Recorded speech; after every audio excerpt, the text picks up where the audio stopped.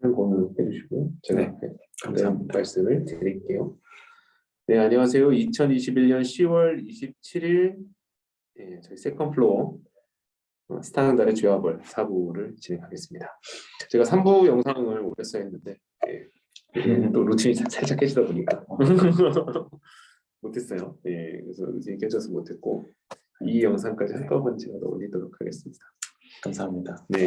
요즘 보이전이 너무 바쁘셔가지고 참석 많이 못해서 좀 안타깝고 현미님도 계속 그렇죠. 회사에서 다 같이 점심을 먹어야 한다는 조건에 얽매여 계시는 것 같습니다. 곽희님도 지금 갑자기 회의가 11시에 생기셔서 지금 오지 못하셨습니다. 아마 이후에 오실 것 같고 저도 1시에 또 이제 회의 일정이 있는데 제가 좀 주재를 해야 돼서 오늘은 조금 타이트하게 진행하고 아마 가야 될 것 같아요. 네, 이제 오늘 내용으로 다 좀 마무리가 될 수 있을까요? 네, 이제 충분히 될 것 같아요. 네, 알겠습니다. 그러면 이제 진행해 주시면 지금 따라가 보도록 하겠습니다. 네. 일단은 지금까지 말씀을 드렸던 내용이 그 줄리앙 소렐이 원래 이제 베리에르에서 있다가 들라몬 후작이라는 안녕하세요. 뭐죠? 저는 실이에요. 네, 반갑습니다, 시리. 네. 그 줄리앙 소렐이 그렇게 있다가 들라몬 후작의 집으로 들어가게 됐고, 근데 거기서 이제 후작과 그 딸이 이제 마틸드의 마음을 얻어서 굉장히 이제 결국은 엮이게 된 거죠. 그 마틸드랑 결국은 연애를 하게 되고 거기서 이제 아이를 임신했다는 사실을 알게 되는 20세기가 박장 드라마 같은 스토리로 진행이 됐었고 이제 결국은 그런 거죠. 결국은 이제 마틸드가 줄리앙 소렐을 좋아했던 이유는 뭔가 자기 굉장히 번태로운 일상에서 벗어날 수 있게 해주는 이 사람은 정말 내 일상을 부술 사람이다. 마치 그 영화 아가씨처럼. 네. 그러네. 네. 정말 내 운명을 정말 부숴놓을 수 있는 그런 사람이다. 라는 그런 굉장히 흥미법 같은 식으로 줄리앙 소렐한테 관심을 가진 거고 거기에 이제 성공을 해서 줄리앙 소렐이 결국은 둘이 만나게 된 거죠. 이 사실을 마틸드가 후작한테 얘기를 합니다. 후작한테 얘기를 해서 후작이 노발대발을 해요. 이 후작이 가지고 있었던 인생 계획 중에 하나는 이 마틸드를 공작의 가문에 시집을 보내서 공작 부인으로 만들겠다. 이런 그 마음을 가지고 있었는데 그게 이제 더 이상 할 수가 없게 되니까 너무 이제 후작은 슬픈 거죠. 그래서 정말 줄리앙 소렐한테도 굉장히 모욕적인 연설을 많이 하고 마틸드랑도 뭐 의절을 하겠다 약간 이런 식으로 나와요. 근데 근데 이제 마틸드는 그런 거죠. 자기가 드디어 원하고 원했던 일상에서 벗어날 수 있는 길이 열렸다. 그래서 그럼 의절하려면 의절해라. 우리 따로 나가서 살겠다. 뭐 이렇게 얘기를 하니까 후작이 뭐 그럼 나가서 살아라. 이렇게 해서 그 완전히 이제 독립된 가정을 이루고 살게 돼요. 그러다가 이제 후작이 조금 마음이 누그러져가지고 그래요? 네, 원래 이제 자식이 부모가 없다는 것처럼 내가 진짜 마음에 안 들지만 내가 내 딸이 이제 귀족도 아닌 애랑 이렇게 결혼한다는 게 너무 마음에 안 들지만 정치적으로 결혼을 하고 약간 가짜 신분을 줘요. 그래서 귀족으로 만들어줘요. 소레를. 네, 소레를 마치 우리나라 옛날 가부개혁 이후에 사실은 뭐 대부분의 우리나라 사람들이 뭐 가문이라는 게 없잖아요. 근데 뭐 대부분이 대가 끊어지는 가문의 뒤를 잇는 것처럼 이렇게 했었잖아요. 그런 방식을 써가지고 마치 이제 굉장히 알고 보니까 얘네 집안이 소렐이 아니었다. 얘는 귀족의 사생아인데 얘를 그냥 이렇게 주워다 기른 그 가정에서 내가 아들인 줄 알고 살았다. 이런 식으로 이제 신분을 세탁을 한 거죠. 그렇게 해서 스트라스부르라는 도시로 네. 보냅니다.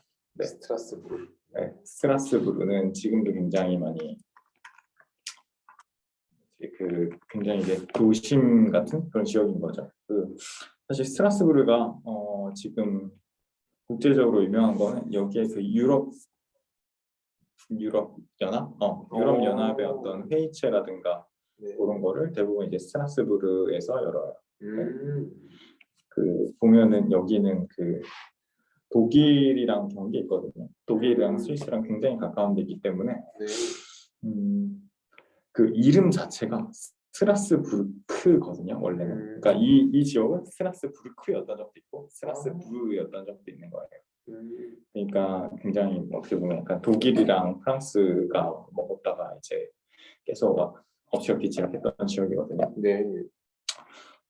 여기에 기병 중위로 보냅니다. 기병 중위. 네. 어쨌든 드디어 꿈을 좀 이뤘네요. 네, 군대로서. 이제 정말 드디어 줄리앙스가 원했던 모든 걸 이룬 거죠. 정말 이제 귀족의 신분도 얻은 거고, 그리고 이렇게 부임을 받았을 때 줄리앙 소렐의 나이가 22살이거든요. 굉장히 엄청 성공적이었던 거죠. 네, 마치 위조된 신분에서 이제 소위는 어딘가에서 한 걸로 그냥 치고 그냥 중위로 바로 부임을 시켰었고, 네, 그렇게 해서 줄리앙 소렐이 드디어 원했던 군인의 신분을 얻습니다. 여기서 멈추면 좋은데. 네, 바로 이게 진짜 너무 신기한 게 네. 잠시도 틈을 안 줘요. 아 진짜요? 네, 부임을 받아서 정말 이제 줄리앙 소렐이 뭔가 이제 드디어 이렇게 새로운 시작을 할 수 있겠다라고 마음 먹자마자 갑자기 편지가 날라옵니다. 갑자기 줄리앙 소렐이 묵는 곳에 편지가 날라와서 레날 부인, 예전에 이제 줄리앙 소렐이 결국 버리고 떠났던 레날 부인의 편지가 날라와요. 그래서 이 줄리앙 소렐이라는 애는 위조된 신분에 대해서 언급을 하면서 얘는 원래 나랑 이제 만나던 애다. 나랑 불륜 관계였다. 네. 그리고 얘가 굉장히 착한 애인 것처럼 그렇게 행실을 하고, 네네. 되게 매력적인 사람이긴 하지만 사실은 되게 음험한 애다. 그래서 결혼 생활을 망치게 했고, 그래서 가정을 파탄을 시켰다. 이런 식의 내용을 보냅니다. 치명적인데? 네. 그래서 줄리앙 소렐이 이 편지를 받자마자, 이 진짜 되게 이런 것도 되게 재밌는 것 같은 게, 받자마자 정말 잠시의 어떤 지체도 없이 그 편지를 받고 바로 여기서 베리에르로 가요. 아 그래요? 네, 되게 하자마자. 네. 이 편지를 받고 바로 베리에르로 가서 네, 이 찍어보면 되게 가깝거든요. 네. 프랑스 전체로 봐서 이렇게 멀지 않은 거리예요. 그래서 처음에 시작도 사실 스위스는 가까운 경계였죠. 네, 베리에르가. 네, 이 베리에르가 아닌데, 네, 다른 데가 검색됐네.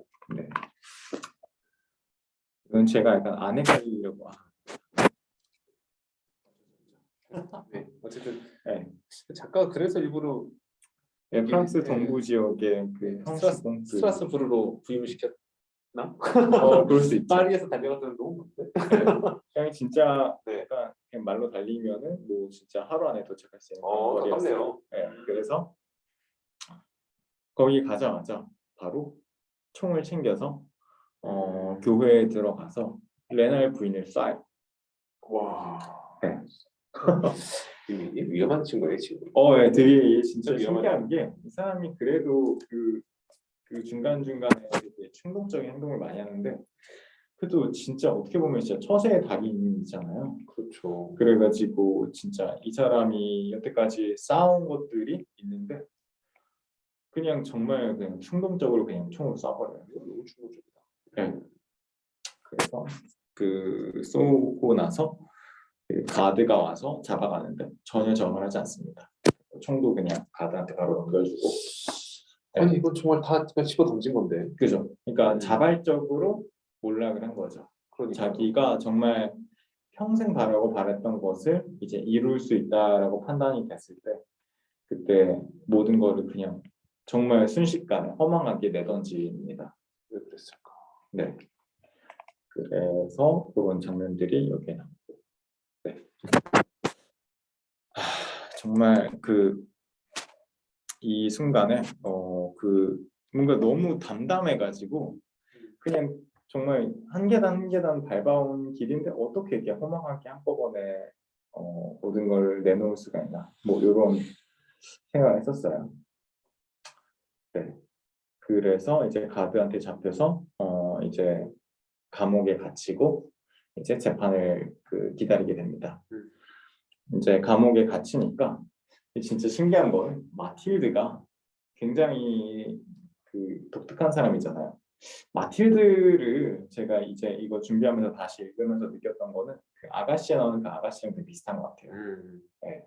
김민희가 보냈던. 네. 그냥 뭔가 얘는 오히려 이 사건이 자기를 비련한 여주인공처럼 만든 거예요. 마치. 그래서 이 투서를 한 거는 가짜고 이 투서를 하게 만든 건 음모가 있었다. 그리고 이 음모에 빠진 이 주인공은 나는 구원하기 위해서 노력하는 그런 여자다. 약간 그런 자기 최면에 빠진 것 같아요. 그래서 매일매일 줄리앙 소레를 찾아와서 막 어떻게든 구명을 해주겠다. 뭐 그런 식으로 이제 뭐 애원을 하고 그리고 줄리앙 소레를 굉장히 안타까워하고 뭐 그런 장면들이 나옵니다. 근데 줄리앙 소렐이 진짜 특이한 거는 그냥 자기가 모든 걸 내려놨잖아요. 네. 그때부터는 마틸드에 대한 모든 사랑의 감정을 싹 잊어버리고, 네, 그리고 마틸드가 찾아오지 않기만 해봐요. 진심으로? 네, 진심으로. 갑자기 필터 이게 확 변하지? 네, 그래서 이 마틸드가 안 오게 하려면 무슨 방법이 있을까? 막 그거를 계속 의심하고 그렇게 합니다. 그러다가 레날 부인이 찾아와요. 레날 부인이 찾아오는데 다치진 않았나 봐요. 네. 결국은 이제 뭐 그렇게 총을 맞긴 했었는데 뭐 이 시대의 총은 굉장히 살상력이 약했잖아요. 그렇죠. 네. 옛날에 봤었는데 딱 나폴레옹 시기 정도였으니까 나폴레옹 시기에 총으로 사람을 맞추려면은 네. 거의 뭐라 그러지 약간 가시권 안에 있으면서도 거의 이제 뭐라 해야지 이렇게 사람 하나 있을 정도의 거리 그 정도에서 쏴야지만 총이 어느 정도의 위력을 발휘할 수 있었다고 해요. 뭐 그런 시대였으니까 아무래도 뭐 그랬던 것 같은데 이제 조금 치료를 받고 나서 굉장히 빨리 회복이 되거든요. 회복이 되고 나서 줄리앙 소리를 찾아와요. 근데 줄리앙 소리한테 이렇게 얘기하는 거죠. 내가 그 편지를 보내긴 했는데 이거는 어쩔 수 없었다. 신부가 그러니까 이 당시는 굉장히 이제 종교가 아직까지 지배를 하던 시기였잖아요. 고해 성사를 하니까 이거를 밝혀야 된다. 너는 죄를 지은 거다. 너는 남편한테 죄를 지은 것이고 너는 가족과 이제 남편을 속였기 때문에 이 편지를 씀으로 해서 너의 죄를 조금이라도 이제 감해야 된다. 이런 이제 얘기를 했던 거죠. 그래서 신부가 이 편지를 쓰고 발송하는 것까지 직접 이제 감독을 해서 그렇게 해서 어쩔 수 없이 보낸 거다. 이렇게 얘기를 하는 거죠. 그러면서 나는 정말 너를 좋아한다. 너를 진짜 진심으로 사랑한다. 라고 얘기를 하고 그리고 줄리앙 소렐도 이제 여기까지 와 보니까 이제 인생의 마지막 보니까 느끼는 거예요. 이 사람은 나를 진짜 사랑하는구나.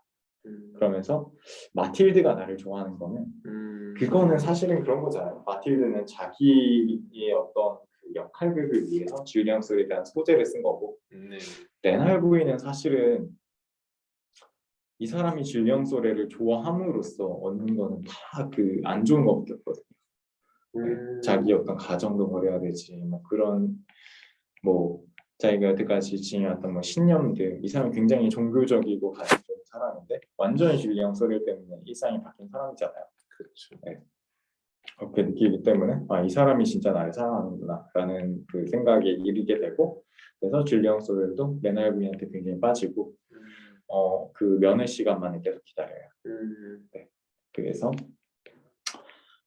한편으로 이제 레날 부인도 이렇게 생각을 하는 거죠. 그 이제 처음에는 줄리앙 소렐이 레날 부인한테 접근을 할 때는 굉장히 불순한 의도였지만 줄리앙 소렐도 점점 이 감정에 빠져들었다고 했었잖아요. 네.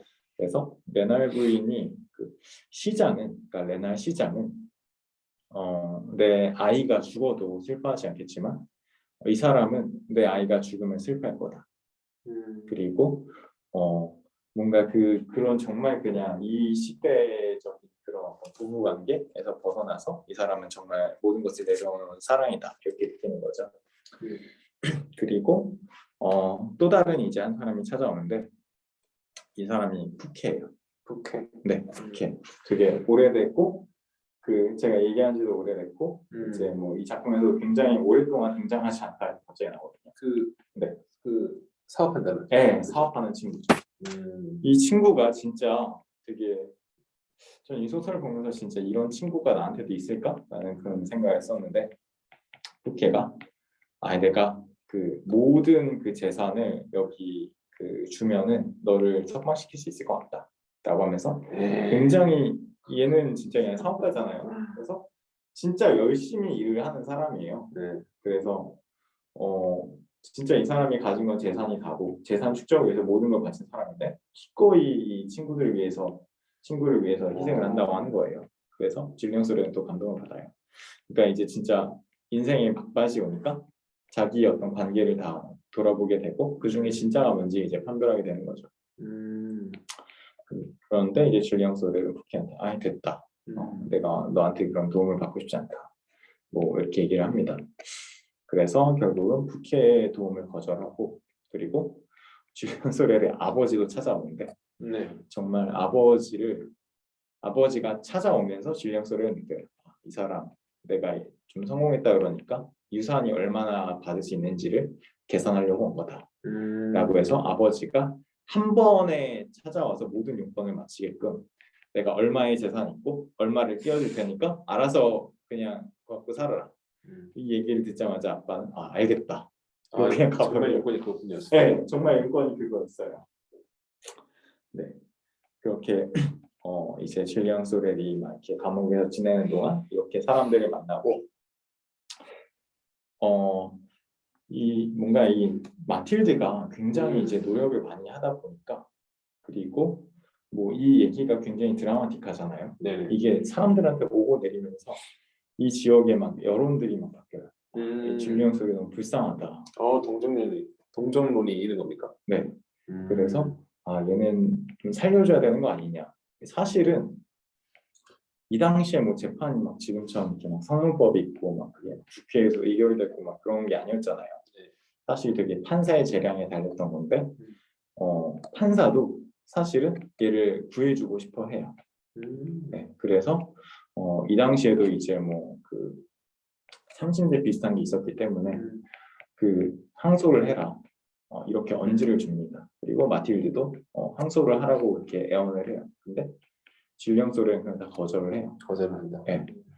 나는 지금 죽어야 될 것 같다. 내가 뭐 더 사는 게 뭐 의미가 없을 것 같다. 굉장히 막 그 뭔가 삶에 대한 의욕을 완전히 잃거든요. 네. 그래서 뭐 마틸드한테 뭐 이렇게 얘기를 해요. 내가 죽으면은 너는 그 너한테 부원하는 그 굉장히 많은 공작 중에 한 명이랑 결혼을 해라. 네. 안녕하세요. 어서 오십시오. 아닙니다. 곽희님 입장하십니다. 네. 자기한테 부원하는 굉장히 많은 공작들이랑 결혼을 하라고 얘기를 해요. 그러니까 이게 지금 되게 재밌는 건데 마틸드한테 그 부원했던 공작들이 그 마틸드가 약간 야반도주처럼 떠났잖아요. 그러니까 이 사교계에 소문이 쫙 퍼진 거예요. 그러니까 그 평민의 아이를 임신해가지고 그 파리를 떠났다라는 소문이 퍼지니까 이 당시에는 결투가 등장했잖아요. 결투를 하다 죽었대요. 누가 누구랑 결투했다는 거? 그 공작이 그 공작이 이 마틸드가 그럴 리 없다라고 하면서 이 마틸드를 지켜주려다가 마틸드를 옹호하는 옹호하려고 기적과 하다가 죽었다고 하더라고요. 그 정도로 치명적인 매력을 가졌다는 얘기죠. 그쵸. 근데 참 그 아이를 가졌는데 아이는 어떻게 됐어요? 아이는 질량 소리 죽을 때까지 안 나와요. 안 나옵니까? 네. 그 이제 후일담에 나오는데 음, 네. 그렇게 이제 하다가 그렇게 이제 세월을 지내다가 결국은 항소를 하지 않고 네. 질량 소렐이 처형이 되는 장면으로 바로 가요. 네. 그래서 질량 소렐이 처형을 하게 되는데 그 처형장에서 얘기하는 게 굉장히 인상적인데 이거를 캡처를 넣은 거예요. 네, 항상 이렇게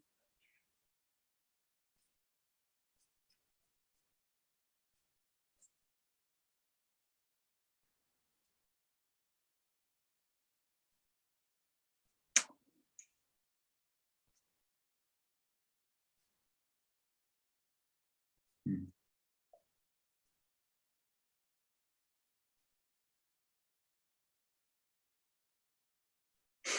죄송합니다. 제가 찾아놨었어야 되는데 아니에요. 바로 찾으실 수 있으시겠어요? 잠시만요.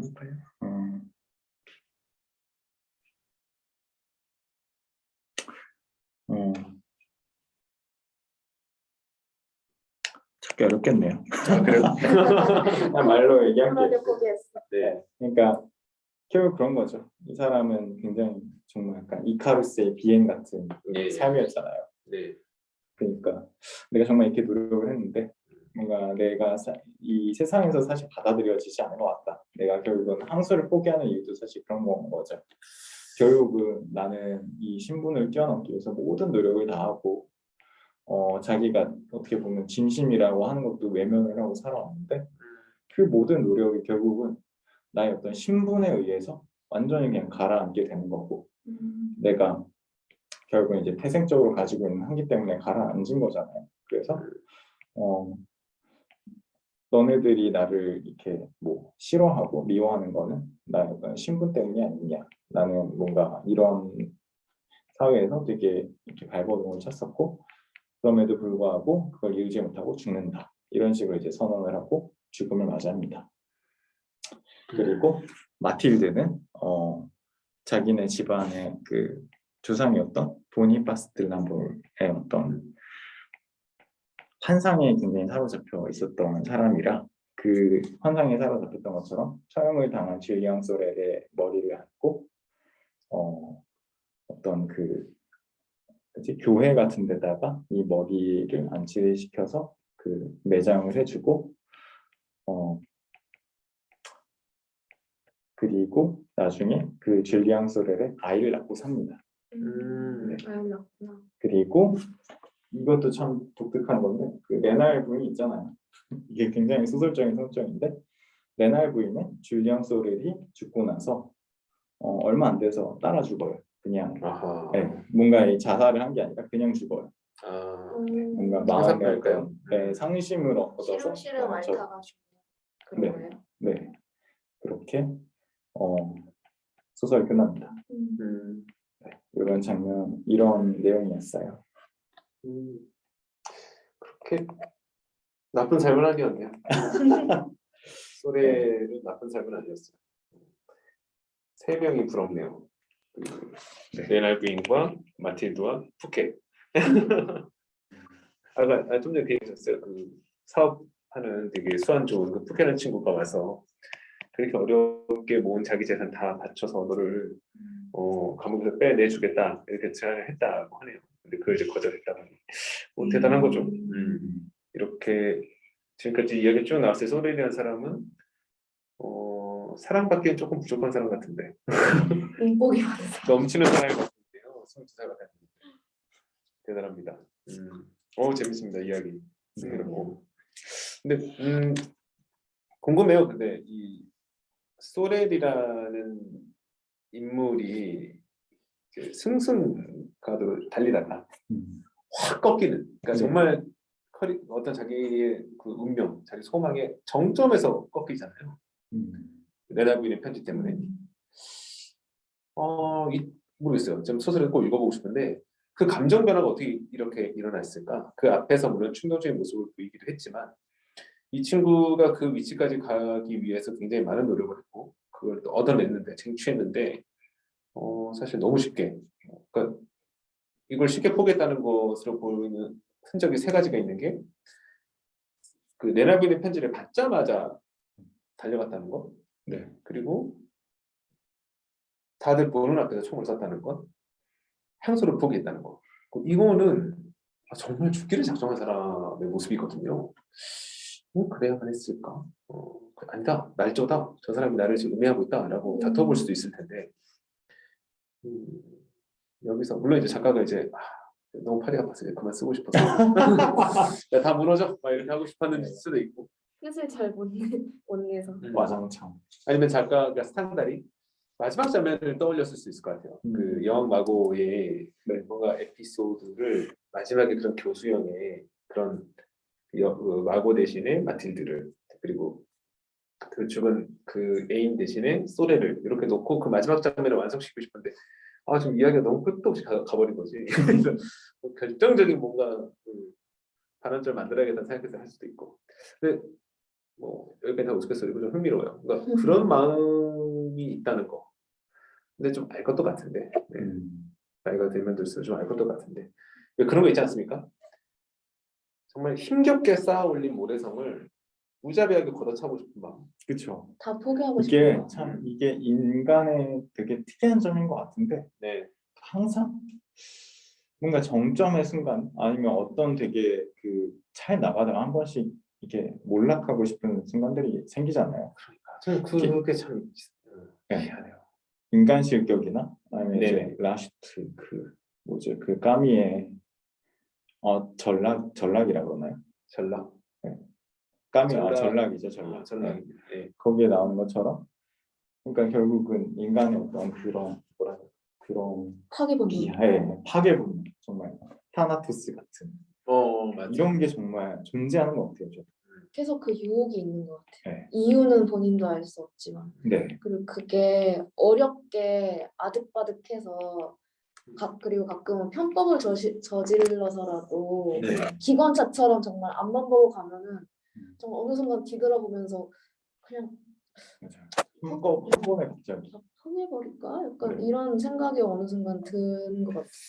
맞아요. 이게 폭주하는 드라마의 남자 주인공들을 보면 항상 정점일 때 뭔가 항상 불안해 보이고 망설이고 막 술 마시고 고백하고 싶어하고 막 자신의 나쁜 점들을 막 이러잖아요. 그렇죠. 그 남자 주인공의 심리 변화는 항상 이제 14부에서 15부죠. 맞아요. 16부작인데. 사실 더 뻔뻔하게 본인만 그냥 맞아요. 안면몰수 하고 산다면 진짜 그냥 더 잘 살 수 있는데 왜냐면 어느 정도 정점에 갔으니까. 근데 그러지 못하고 자꾸 불안해하고 내가 버리고 내가 상처줬던 것들 자꾸 생각하고 맞아요. 그러다 보면 그냥 다 포기하고 그냥 죽어버릴까? 약간 이런 생각도 막 하고. 생각하다 보니까 이게 굉장히 실제 인간 본성에 가까운 것 같아요. 이런 마음이. 저도 인생을 살면서 그런 경우가 굉장히 많이 있었고. 그러니까 이런 거죠. 너 왜 그래? 라는 반응을 일으킬 수 있습니다. 왜냐면 아니 이것보다 훨씬 더 힘들고 훨씬 더 좀 비참한 상황도 잘 견뎌냈으면서 별거 아닌 일에 갑자기 격분할 때가 있어요. 별거 아닌 일에 갑자기 모든 걸 막 내던질 때가 있고. 근데 실제 그 행동을 하는 입장으로 들어가 보면 제 경우는 그랬습니다. 견딜 때는 견디는 이유가 있어요. 근데 정점에 오르면 견디는 이유가 없어요. 이제 견딜 이유가 없어요. 그러니까 정점에 오르고 보니 이제 바라는 게 이제 소멸됐고 그 정점이 내가 생각했던 만큼 그렇게 희열이 있지 않았고 또 그런 것도 스쳐 지나갈 마련이고 여기서부터 내가 이제 뭘 해야 하는지 내가 무엇을 위해서 견뎌야 하지 이유를 찾을 수 없는 거죠. 하지만 내가 그 정점에 오기까지 계속 그 감내했던 그런 모든 이제 고난들 혹은 그 어려움들 까딱하면 이제 떨어질 수 있는 어떤 공격들 사실 정점까지 올라갔다는 건 높이 올라온 거니까 훨씬 더 심해진 상태거든요. 뭐 사실은 못 견디는 거죠. 그래서 아주 별것 아닌 정말 작은 어떤 일에 몰락하기도 하는 마음이 있지 않나 싶습니다. 근데 제가 대학 들어가서 군대 가기 전까지 약간 이런 상태였어요. 그러니까 대학을 가기 전까지는 인생의 목표를 잃은 것 같은 그런 정말 그랬어요. 제가 대학에 가서 깨달은 게 나중에 그게 정리가 됐는데 제가 대학에 가서 깨달은 게 뭐였냐면 나는 대학을 가는 게 목표구나 지금까지. 근데 그러니까 대학 다음이 없는 거예요. 근데 대학을 들어갔더니 이제 대학을 들어간 건 아무런 특이점이 아닙니다. 그 대학에서 만난 애들 사이에서 그건 다 기본값이에요. 그냥 이 나이대에 인간이 만났다나 마찬가지. 근데 그들은 각자가 그래서 나름의 그 다음 목표, 다음의 소망들을 그래도 가지고 있더라고요. 그러니까 다음의 목표를 가지고 있는데 지금 이 한 학기만 혹은 이 1년만 내가 완전히 좀 자유롭게 즐기는 시간을 가져간다. 그 다음은 다시 이 트랙으로 나는 다시 열심히 뛸 거야. 이렇게 생각하는 사람과 대학까지 딱 피니시를 끊고 난 다음에 영화가 끝날 것처럼 생각했던 사람은 너무 다른 거예요. 그럴 수 있겠네요. 그래서 저는 사실 대학에 입학하고 군대 가기 전까지 아무렇게나 살 수 있었던 인생의 찰나 같은 순간인데 내면은 가장 비참했어요. 재미도 없었고, 그렇죠. 재미가 없었고 뭘 해야 될지도 모르겠고 공허한 상태였어요. 완전히. 근데 나중에 보면은 열심히 살던 주변의 다른 또래들은 그 시기를 굉장히 즐겁게 보내고, 왜냐면 이제 난 또 다른 목표가 있으니까 재충전을 위해서 그렇게 갔던 거고, 나중에 그 시기를 또 이제 보내고 난 뒤에는 또 열심히 또 내달렸죠. 근데 저는 이제 방황했죠. 방황했고 이 뒤에 뭔가 그냥 있을 줄 알았는데 없던 거예요. 내가 뭘 찾고 있었는지는 모르겠는데 아무것도 없다는 것만 알겠더라고요. 그 상태로 보냈던 시기가 기억이 나요. 그래서 그게 만약에 이 소래의 이야기 속으로 들어갔다면 어쩌면 소래는 그게 아니었을까? 부임을 해서 그 스트라스부르크인가요? 스트라스부르크까지 가는 거기까지 거기 간다라고 했을 때가 사실 마음속에 적적했고 거기 도착해서 이렇게 제가 군복을 입고 그 상관의 자리에서 이렇게 딱 섰을 때 이게 단가? 약간 이런 생각하지 않았을까? 그러다 갑자기 편지가 오고 자기가 지금 힘겹게 올라온 이 버팀목을 다 무너뜨리려고 한다는 걸 했을 때 이제 못 견디겠는 마음. 근데 그 마음이 어쩌면 마틸드랑 더 비슷한가 싶기도 하고. 그래요. 그 인간이 항상 자기 자신을 파괴하고 싶은 본능과 항상 싸우는 것 같아요. 그렇죠. 사실 뭐 술 먹는 것도 다 그런 거잖아요. 굉장히 소소하게 그런 본능이 항상 존재하는 것 같아요. 저도 뭔가 열심히 하다가 갑자기 이게 다 무슨 의미인가. 맞아. 근데 저는 저과 학교의 어떤 그 결론을 보면서 좀 느끼는 건 그런 것 같아요. 결국은 이 사람이 마지막 순간에 갔을 때 자기한테 진정한 사람이 누구였는지를 결국은 좀 깨닫잖아요. 그렇죠. 내가 이렇게 사람을 많이 이용해 먹고 살았는데 그 중에서도 레날윈이 진짜였구나 라는 걸 깨닫잖아요. 푸케가 진짜였구나. 전 사실 푸케한테 더 많이 감동했었어요. 이 책을 읽으면서는. 친구가 네. 이 친구도 그런 파괴 본능이 시달렸나? 그렇게 열심히 모았는데 야 내가 10억을 모으겠어. 젊은 날 20대 초반 10억을 모았어요. 모으고 봤더니 별게 없어. 나 그냥 이거 다 줘버리고 싶어. 되게 감동적인 거는 그런 거 있잖아요. 예를 들면 내가 10억을 모았으면 네. 10억이라고 얘기를 하지 이 단위가 깔끔하게 떨어지잖아요. 네네. 여기서 푸케가 얘기하는 단위가 깔끔한 단위가 아니에요. 아 그래요? 진짜 완전 전 재산을 다 준다는 거예요. 제2 질병성을 구하기 위해서. 우와. 그렇게까지 진짜 감동적이네요. 뒷 계산이 없다면 진짜 감동적인 얘기겠죠. 물론 이제 계산 없는 걸로 작가가 그랬을 것 같습니다. 그래요. 아니 잘못해 봤으면 이해 못했을 거예요. 맞아요. 끝내나 보다. 작가가 이제 다음 편성이 있으니까 팔이 아팠나 보다. 이제 대본 여기서 이제 여기서다 꺾어야 되라고 이제 압박이 있었나 보다 생각할 텐데 그것보다는 뭐 이런 책이니까 쭉 나가니까. 근데 실제 인간의 마음은 그게 있고, 그러니까 그런 것 같아요. 결국은 그러다 보니까 왜 그렇게 아등바등 올라가려고 해? 올라가도 별거 없어. 라고 산에 가다 보면 늑수룩한 분이 내려오면서 그 얘기하잖아요. 젊은이 힘들면 내려가. 별거 없어. 나중에 올라오면 되고. 약간 뭐 이런 말하는 게 뭔가 더 있어 보이는 느낌 주잖아요. 거의 다 왔어. 힘내. 뭐 이것보다는. 근데 인간의 마음이 그게 있어요. 맞아요. 죽음을 갈구하는 마음이 있어요. 항상 소멸하고 싶은 마음도 있고. 그래서 제가 불교 철학을 읽다 보면 그러니까 영원한 삶을 영생을 얘기하는 종교와 비교해 보면 정반대잖아요. 하지만 거기에 굉장히 매력이 있거든요. 음. 완전히 소멸된다는 거. 모든 인연에서 내가 이제 자유롭다는 거. 그죠? 그렇게 되고 싶어. 탐진치에서. 네. 근데 인간의 마음에 그 두 가지가 다 있는 거죠. 그리고 그것도 되게 이해를 해요. 목숨을 건 어떤 익스트림 스포츠 같은 것들, 질주하는 오토바이 위에 탔을 때 그때 느끼는 짜릿함과 이 쾌락은 사실은 죽음 직전까지 갔는데 살아남았을 때 오는 희열감이잖아요. 우리가 이제 공포 영화를 보는 것도 마찬가지 감정, 뭐 도파민이고 엔돌핀이고 다 그렇다고 하는데, 그럼 결국 그 살아있는 감정을 위해서 죽음에 가까이 가는 것인가? 그럼 이 죽음을 추구하는 건 결국 삶을 위한 것인가? 그 다음에 정말 삶이 없다면 죽음으로 끝이면 그럼 죽음은 의미가 없는 건가? 이런 생각도 해보게 되는데, 꼭 마지막에 그렇게 살아있음이나 생 이렇게 말하지 않더라도 그런 마음이 있다. 그리고 이 소렐의 경우를 보면은 짐작이 되는 것이 굉장히 힘겹거든요, 사실. 자기가 이런 낮은 신분에서 이 위치까지, 그리고 어쨌든 귀족의 가문에 들어갔고 신분도 얻었고 어떤 군인의 위치까지 올 때까지, 이게 성취의 역사처럼 보이지만 사실은 정말 수없이 많은 이 시대의 스탠다드를 거스르는 행동이었기 때문에 수 없는 화살을 사실 맞으면서 지금 오고 있는 상태라서 사실은 만신창이일 거예요. 내면도 그렇고. 그래서 그 마음도 이해가 돼요. 이해가 됩니다. 트리거가 되는 순간들이 올 수 있는 위험이 있잖아요. 있죠. 네. 그 사실 소설이나 영화가 이런 순간들에 대해서 많이 다루다고 생각해요. 맞습니다. 네. 원빈도 뭐 저기 마더에서 맞아요. 바보가 트리거잖아요. 맞아. 그거 진짜 잘 만든 영화죠. 정말 좋은 영화죠.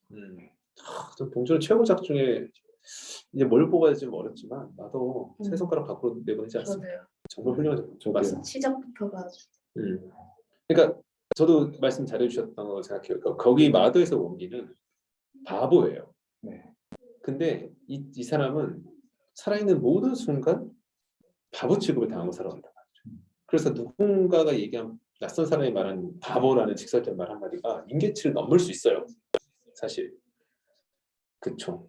그리고 그 원빈이 바보라고 하는 것은 그 어머니인 김혜자의 마음에도 너무나 넘치듯이 지금 커져 있는 상태고, 내가 바보를 낳아서 기르고 있고 내 아이가 바보 취급 당할 건 항상 전전긍긍하고, 근데 원빈은 그게 흘러 넘쳐서 사람을 죽이는 극단적 선택을 했지만, 저는 김혜자는 그걸 또 어머니의 마음으로 그 아들이 바보라고 하는 그 임재치 넘쳐 흐르는 것을 더 큰 그릇으로 오히려 담아버리기 위해서 사실 사람을 죽이는 걸로 저는 느껴졌기 때문에, 똑같이 사람을 죽이는 행위고 파괴적인 어떤 결론으로 치닫지만 트리거는 원빈이 바보라는 거고, 굉장히 그 두 가지를 절묘하게 잘 조합을 해서 묘사했다고 생각해요.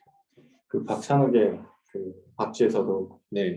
보면은 결국은 이제 송강호랑 김옥빈. 김옥빈이랑 굉장히 이제 욕망을 추구하면서 살다가 갑자기 송강호가 어느 순간에 자꾸 자기를 쫓아다니면서 너는 그 불치병에서 나온 애니까 그런 기적을 행하는 사람이다 라고 하면서 따라다니는 사람들한테 일부러 마치 자기가 성폭행을 하려고 했던 것처럼 연출을 함으로써 몰락하잖아요. 스스로. 그 장면이 그런 것 같아요. 결국은 자꾸 막 자기를 이렇게 막 어떻게 보면 자기 자신을 꾸미고 하는 거 자신의 자기가 지칠 때도 있고, 아니면 다른 사람들이 넌 진짜 대단한 사람이야 라고 하는 거에 갑자기 지칠 때가 있잖아요. 맞습니다. 그런 딱 순간에 그거를 끊어주기 위한 행동이었다고 생각하거든요. 맞아요. 기생충에서도 그렇죠. 그 냄새가 트리거가 됐죠. 그죠. 근데 사실은 냄새 한 번에 갑자기 사람이 사이코패스가 된 건 아니고, 그쵸. 계속 그 절에 빨려 있는 인생 전체가 그런 무시와 절망감이 있다가 그게 트리거가 되는 것이니까 사실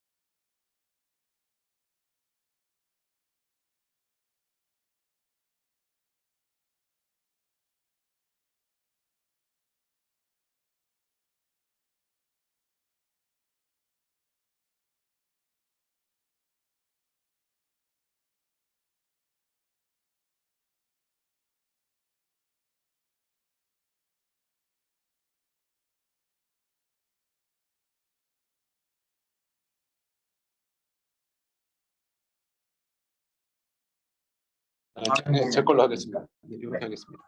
동관님 들리시죠? 예, 제 거 마이크를 열었습니다. 예, 민성님 핫스팟이 끊어져가지고 소리가 끊어졌습니다. 아마 이건 잘 들리실 거예요. 네, 예, 잘 들립니다. 네 감사합니다. 항상 함께해서 너무 감사합니다. 근데 모르겠어요.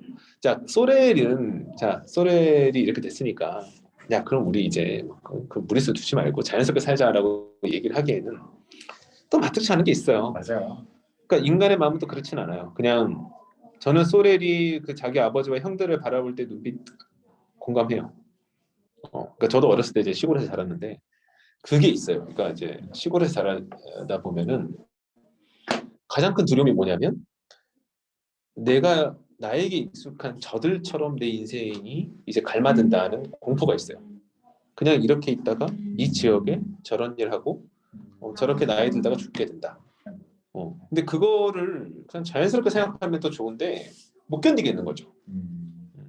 내 삶이 그렇게 된다는 것이. 물론 지금은 다시 생각합니다. 뭐냐면 그렇게 빠져나오고 싶어 했던 시골, 자연, 거기서 도시, 그러니까 녹색에서 회색으로 오고 싶었던 나의 그 인생 시작부터 20년까지 혹은 길게 들면 한 30년까지 지금은 이 고생을 하면서까지 굳이 녹색을 찾아가고 있잖아요. 뭐 집도 그렇고 모든 행동과 판단을 보면은 내가 그러고 있거든요. 나는 나이 들었다고 고향 찾아가는 사람들, 향후에 찾는 사람들 진짜 이해를 못했는데 그런 마음인 건가? 아닌 건가 잘 모르겠어요. 하지만 저는 소렐이 못 견디했던 그 마음 정말 공감하거든요.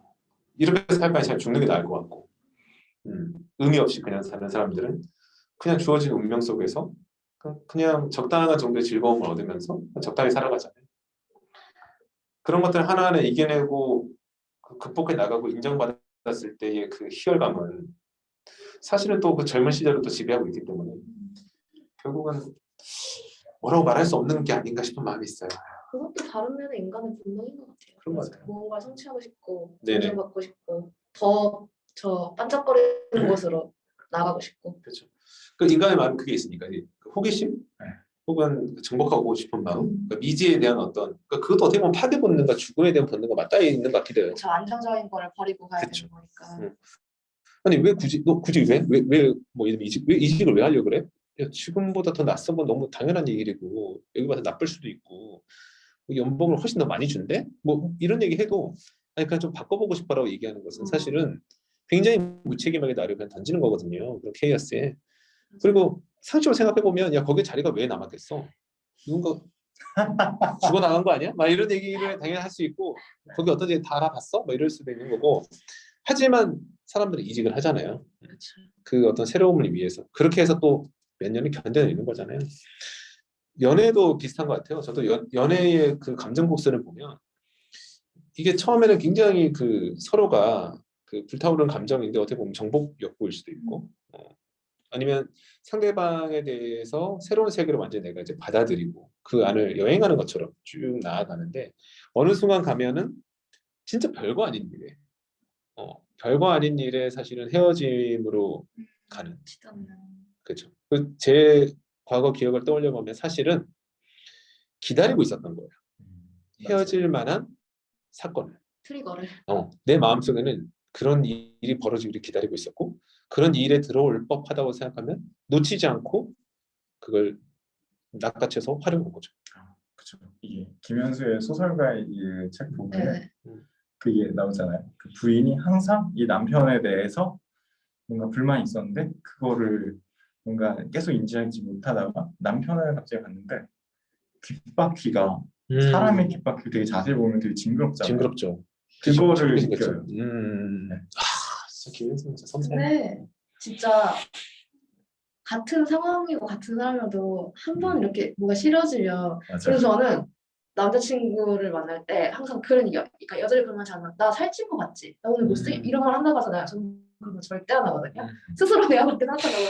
왜냐면은 그 당시에는 아니야 라고 해도 내가 한번 그 마음에 씨앗을 심어주면 그때부터 조금만 제가 몸을 부어도 속으로 진짜 살찐 거 같기도 하네. 그 다음 하다 보면 진짜 살이 쪘네 이렇게 한단 말이에요. 그래서 저는 그런 나쁜 말 절대 안 하고 나쁜 상황을 안 만들려고 항상 하거든요. 굳이 내가 저도 그 얘기를 보고 되게 많이 느꼈어요. 역시 한번 뭐가 싫어져 보이기 시작하면 그렇구나. 그래서 집단에서 사실 바보 되기도 되게 네, 맞아요. 쉬운 게 네. 아닌 사람이어도 한번 근데 쟤 저번에 무슨 에피소드를 겪었는데 제가 좀 애가 좀 민했어 라고 하기 시작하면은 그냥 하는 행동들도 다 맞아요. 그게 저번에 걔가 말했던 그 민한 행동인가? 그러니까 이렇게 되다 나중에 정말 좀 그렇게 되는 일을 되게 종종 보는 것 같더라고요. 그렇죠. 앵커링 효과가 그런 효과가 있죠. 맞아요. 네. 제가 옛날에 어떤 독일 영화나 스위스 영화나 거기서 보면 그 남자가 굉장히 괜찮은 남자인데 아동 성추행을 한다라는 헌트. 헌트. 역시 역시 그 감동 너무 네, 인문학 깊이가 배우 대단하시. 너무 좋아. 진짜 너무 멋지죠. 근데 맞아요, 헌트입니다. 거기서 보면 와, 내가 저 사람 좀 진짜 미치고 환장하죠. 좀 한장했다 진짜. 아니 그냥 진짜 별거 아닌 일로 그 오해의 씨앗이 심어지니까 헤어날 수가 없더라고요. 맞아요. 한번 그렇게 시작돼요. 그러니까 그게 또 인간 세상이고 사회고 사회고. 집단이. 그러니까 결국 그 말이 맞는 것 같아요. 나라는 존재는 타인이 정의한다라는 말이 맞는 것 같아요. 내가 나라는 존재가 있는 것 같지만 사실 나의 그 정체성은 타인으로부터 정의되는 거고 문제는 그 타인이 다양하기 때문에 내가 누구와 함께 있냐에 따라서 나라는 사람이 계속 바뀌는 거고 그치. 그 바뀜이 또 나를 굉장히 또 어수선하게 만들고 갑자기 또 클라라와 태양이 생기나요? 그러니까 결론이 결론이 또 그거였잖아요. 결론은 클라라와 태양으로 또 무섭게 닮아들고 있습니다. 근데 아까 곽희님이 말씀하신 그거 때문에 생각나는데 전 되게 20대 때도 되게 장기 연애를 했었거든요. 네. 그러다가 헤어질 때쯤이 되니까 모든 행동이 다 틀린 거예요. 이게 싫다 막 이런 식으로. 근데 처음에는 우리 둘이 어쩔 수 너무 없죠. 다른 것 같아서 네. 저희 사람이 특별해 보여서 시작했는데 헤어질 즈음이 되면은 진짜 뭐 하나 맞는 게 없는 느낌? 맞아요.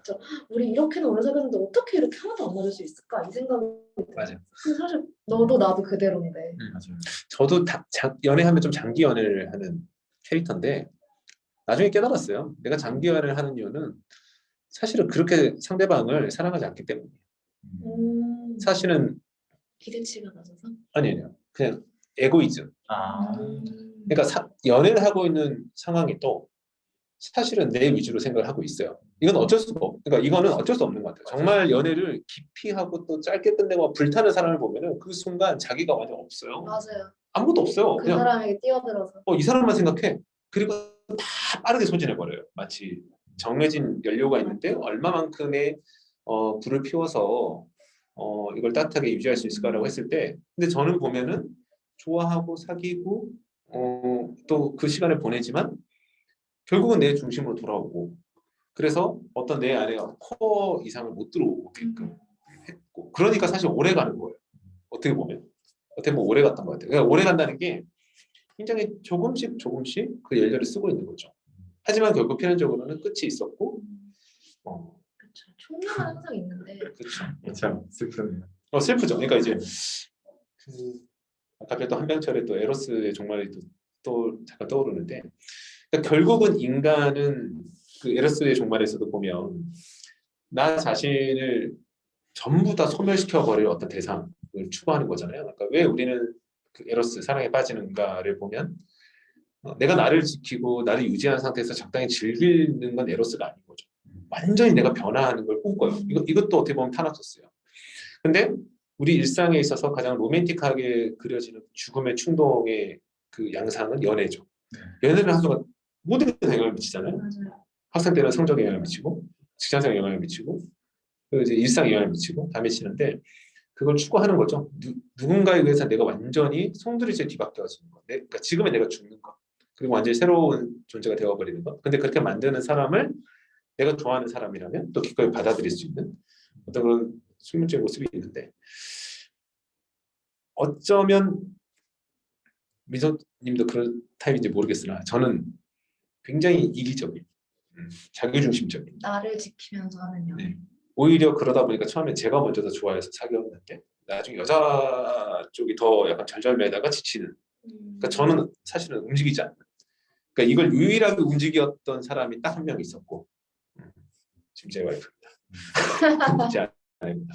제 제 안에 아내는- 이렇게 5년 동안 만나면서 한 2, 3년은 진짜 조그마한 그런 컨플릭이 생겨 여지가 있으면 헤어졌어요.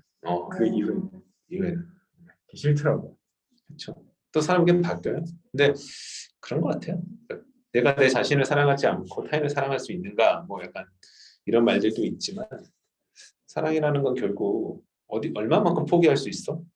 얼마만큼 다 내어줄 수 있어? 죽을 수 있어? 내가 사실 이 정도의 수준이고. 근데 이제 그런 것들을 켜켜이 내 가치관은 건드리지 마 서로가. 내 경제적인 부분은 서로 터치하지 마. 이렇게 선을 그어놓고 이제 사실은 부부랑 관계를 맺어가는 거는 그냥 파트너십에 가까운 거 같고 진짜 우리가 꿈꾸는 어떤 그런 연애의 감정은 마틸드 같지 않을까? 완전히 자기의 기존의 내가 다 사라져버리는, 죽어버리는 그것이 이런 환상적인 어떤 그 전설 같은 이야기에 빠져 있는 약간 정신 나간 사람처럼 보이는 면도 있지만 사실 저는 모든 인간의 그런 마음이 있다고 생각해요. 그래서 이제 모두가 다 그렇게 드라마를 보고 내가 감정이입할 수 있는 누군가를 놓고 그 드라마가 시작부터 끝날 때까지 완전히 거기에 잠깐 이입했다가 또 빠져나오는 거죠. 참 되게 특이한 건 에로스랑 타나토스가 어떻게 보면 반대의 감정이잖아요. 네네 완전 옆집에 있잖아요. 맞아요. 그게 너무 신기한 것 같아요. 이 저과 한국 너무 재밌었습니다. 정말로 재밌었고 그렇게 서로 상반되는 게 사실은 붙어 있다 혹은 하나다. 하는 것 같아요. 그래서 하나다. 이쪽 면과 저쪽 면인 거지. 적과 흑도 하나인 것 같아요. 이 얘기를 다 읽고 나서 보면 결국은 소래라는 사람 마음속에 그 적이 상징하는 게 있고 흑이 상징하는 게 있지 않습니까? 근데 사실 다 하나고 마틸드나 소래랑 똑같고 단지 이제 현재 있는 위치, 시작점이 위에 있었느냐 아래에 있었느냐. 소렐도 사실 어떻게 보면 자기 파괴의 본능으로 여기까지 이제 달려왔고 그걸 동력 삼아서. 그렇죠. 근데 마틸드는 그걸 동력 삼아서 사랑을 했고. 뭐 모르겠어요. 근데 슬픈 건 나중에 가면 소렐처럼 사실 살 수가 없거든요. 왜냐면 이제 내가 이렇게 함부로 내 자신을 내던질 수가 없게 되는 거죠. 너무 많은 게 걸려 있어요.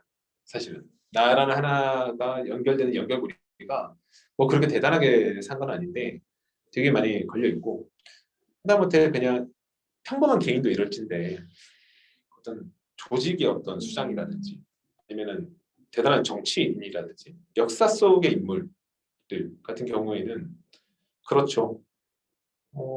어쩌면 내 개인은 진작에 다 무너지고 꼬꾸라졌을 텐데 그럴 수 없는 당위성에 계속 버티고 있는 정말 거인 같은 존재들이 있잖아요. 그래서 어쩌면 그냥 개인이 짐작할 수 없는 어떤 큰 그런 무게감일 텐데 나중에 가서는 가끔 정치인이나 아니면 대기업에서 총수나 이런 사람들이 검찰 조사를 받거나 그러다 갑자기 자살할 때가 있잖아요. 맞아요. 그게 그런 거 아닐까 싶어요. 그런 거 아닐까. 그러니까 그 당위성 때문에 그냥 억지로 끌고 가고 있던 이 모든 상황들을 그리고 앞만 보고 가느라 어디부터 잘못된 건지 잘 모르겠는 이 상황을 어떻게 타개할 수 없으니까 그냥 죽음에 맞아요. 대한 유혹으로 그냥 끝내버리겠다는. 맞아요. 어떤 유명인이 자기 목숨을 끊었을 때 우리는 그 사람이 목숨 끊게 만든 그 코어가 뭐냐, 무엇이 결정타였냐, 이제 결정타를 잡고 이제 가장 중심적인 이제 이유가 뭐냐, 사건이 뭐냐를 사실 살피는데 어쩌면 가장 마지막에 있었던 공격이 그냥 티핑 포인트가 아니었을까? 어렸을 때는 아니 그냥 뭐 원래도 잘 살던 사람인데 검찰 조사 받고 그냥 자리 내려놓고 살면 되지 뭘 죽어 이랬는데 약간 나이가 들수록 그러니까 그렇죠. 내가 그 자리에 가보진 않았지만 왜 그러셨는지 알겠다라는 생각이 드는. 그렇죠. 그래서 죽음의 유혹이 있을 것 같아. 다 포기하고 싶고 버리고 싶은. 그 많은 스트레이트를 다 맞으면서도 견뎠는데 마지막 가벼운 잽에 넘어지듯이 뭔가 그런 일들이 많지 않았을까? 근데 우리는 그러면 질문이 잘못된 거죠. 그 사람을 넘어뜨린 결정적인 사건이 뭐야?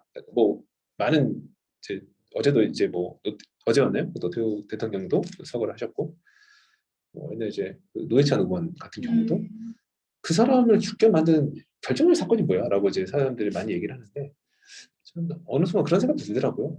이 지금까지 버틴 것도 어쩌면 힘겨웠을 수도 있겠다라는 생각도 좀 들긴 들었었어요. 잘 모르지만. 왜냐면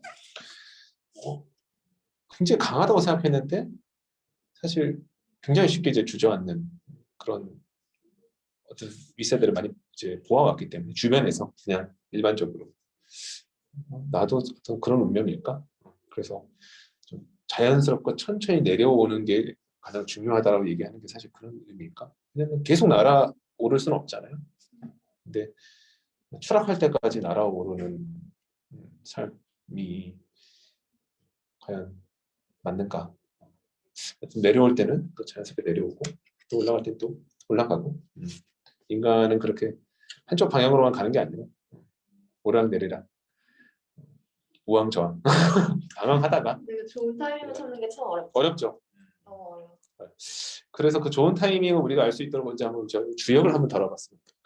순류와 역류에 대해서 제가 주역 뭐 관련해서 책 잠깐 읽어봤는데 이걸 제가 가지고 있죠. 이런 거 같이 공부를 해야겠네. 주역에서 제가 되게 인상 깊었던 문장 하나가 딱 그거예요. 그러니까 인생에 있어서는 순류와 역류가 있는데 인생을 평안하게 사는 사람은 순류일 때 나아가고 역류일 때 물러선다. 그래서 역류일 때 순류가 왔을 때 제가 이제 힘을 발휘할 수 있도록 휴식을 취하고 또 순류가 왔을 때는 가감 없이 자기가 할 수 있는 역할까지 하고. 근데 이거를 똑같은 인생에 똑같이 순류와 역류가 반복되는데 엇박자라는 사람은 인생이 항상 힘들다는 거예요. 내가 뭔가 해보고 싶은데 역류야. 그럼 뭘 해도 안 돼. 다 지쳐서 기회가 왔을 때는 이제 힘이 없어. 여력이 없어.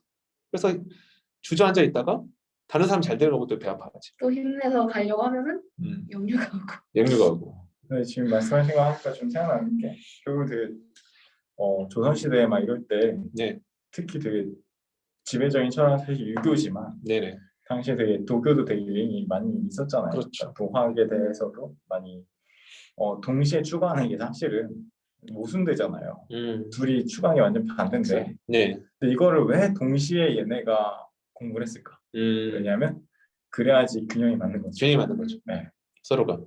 왜냐면 전부 다 유교고 뭐 정말 출세를 해야 된다. 이게 완전히 도구맘에는 출세하는 딱 한 사람 네, 혹은 뭐 그 정말 그 안에 든 사람만 행복한 건데 맞아요. 근데 이거랑 반대되는 이데올로기가 같이 있으니까 뭔가 이 패배자들이나 아니면 패배자니까 좀 웃긴데 뭐 그런 거에 대해서도 좀 케어할 수 있는 또 다른 논리가 좀 생기는 거잖아요.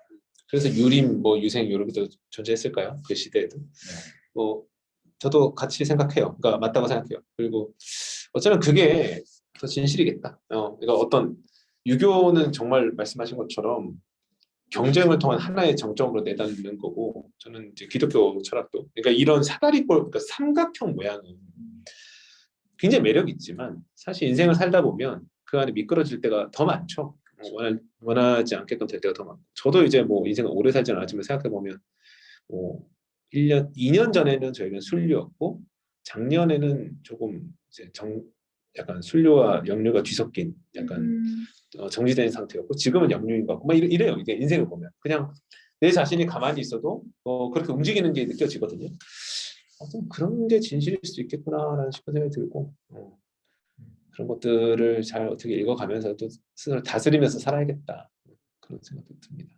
일관성 있으면은 사람이 아닌 거예요. 맞아요. 일관성 있으면 그리고 본인 스스로도 되게 재미가 없고 심심해서 또 사기본능을 맞아요. 가게 될 거예요. 뭐 어떻게든 깨트려 보려고. 뭐라고 했죠? 흔들려야 청춘이다 뭐랬나요? 아프니까 아프니까 청춘이다. 청춘이다. 되게 싫어하는 말. 저 되게 싫어하는 말. 그러니까 아프니까 청춘이다가 아니라 아프니까 사람이죠. 아프니까 사람이고 흔들려야 사람이고. 그러니까 그냥 그게 그럴 수 있다는 걸 인정해야 되는데 아닌 경우들은 그렇죠. 내가 실수했을 때 잘하지 못함으로 속이 타들어가고 잘했을 때는 또 이걸 놓칠까 봐 속이 타들어간다면 그걸 뭐하랍니까? 그러게요. 항상 속만 타다. 그냥 속만 타는 거지. 애 타는 거지. 그냥 그때그때마다 의미를 찾을 수 있으면 참 좋은 거고 그렇습니다. 저도 맞아요. 그래서 저는 이 회사에서 이렇게 일주일마다 이거 하는 게 제 나름의 순류와 역류 균형을 맞추는 역할을 하고 있는 것 같아요. 그러네요. 이마저도 없었으면 힘들었겠죠. 어떻게 10년 넘게 다녔을까요? 10년 넘으셨어요? 10년 넘었어요. 끔찍해요. 대단하십니다. 근데 요새 막 느껴지는 게 옛날에는 막 도서 막 이렇게 막 책방 가면은 CEO가 되는 것 막 이런 거에 대한 음. 얘기가 많잖아요. 요새는 다 파이어잖아요. 그래서 제가 그쵸, 그쵸. 맞아요. 바뀌고 있는 것 같아요. 그런 거. 파이어너가 되라고 하고 그리고 너 그냥 그렇게 살아도 괜찮다. 네. 대부분의 에세이들은 야, 너 그냥 너대로 살아 이 얘기를 되게 많이 하는 거예요. 근데 이것도 분명히 뭔가 바뀌는 타이밍이 올 것 같아요. 네. 그렇죠. 그래서 그렇죠. 너무 많이 한 것 같아요. 그러니까 저는 이제 약간 좀 그런 거 지겹거든요. 네. 뭐 남다르게 살아도 돼. 너 자체로 넌 소중한 아이야? 약간 이 에세이가 사실 너무 범람하고 있는 것 같아서 너무 사실 너무 심한 거 아닌가 이 정도는? 이제 사람이 앞으로 갈 때도 있어야 되는데 그러니까 전반적으로 이제 뭔가 바뀔 것 경제나 같아요. 모든 게 좀 이렇게 성공의 흐름으로 추이가 잡히면은 이제 할 수 있어. 드림스 컴 트루야. 네가 모든 걸 쟁취할 수 있는 거야. 이렇게 얘기하고 좀 깔아하는 분위기가 되면 괜찮아. 괜찮아. 다치지 마. 그 자리도 너의 소중한 잘못이 자리야. 아니야. 너 잘못 아니야. 나빠진 거 없잖아. 이렇게 얘기하는 게 또 유행을 하고. 지난 몇 년 동안 되게 많이 그렇죠. 했던 것 같아요. 근데 이제 개인의 내 삶을 바라볼 때도 그런 게 많이 필요하다 생각이 많이 듭니다. 이제 마무리 한번 해주시고 예, 네. 네네. 이 적과학을 4시간을 했어요. 네. 어떻게 4시간을 4시간 했는데 할 때마다 재밌네요, 진짜. 다행입니다. 이야기 너무 재밌습니다. 정말 제가 되게 하고 싶었던 모든 얘기들이 중간중간에 나와가지고 네, 뭔가 이렇게 특히 이렇게 얼굴 보고 하니까 일방적으로 안 해도 되고 되게 좋네요. 네. 네, 그 되게 재밌었고 그래서 제가 얘기하고 싶은 것도 다 얘기를 했었고 다음에는 좀 문학 작품으로 한번 해봐야겠다 라는 생각을 했습니다. 네. 문학이 이렇게 파고들 틈이 많죠. 그래서 저도 문학 되게 좋아하고 이야기 확장성이 있는 것 같습니다. 네, 그러면 다음 컨텐츠 그다음에 발제 어떤 분이 하실지는 저희 자연스럽게 얘기 나누기로 하고 네. 예, 고생 많으셨습니다. 방송해 주셔서 감사합니다. 네. 줄리안 소렐이 그 독백하는 장면 그거는 제가 카톡방으로 드렸어요. 네, 알겠습니다. 감사합니다. 네. 네, 동강님도 수고 많으셨습니다. 수고하셨습니다. 네, 감사합니다. 감사합니다. 사실 독백이 아니라 배심원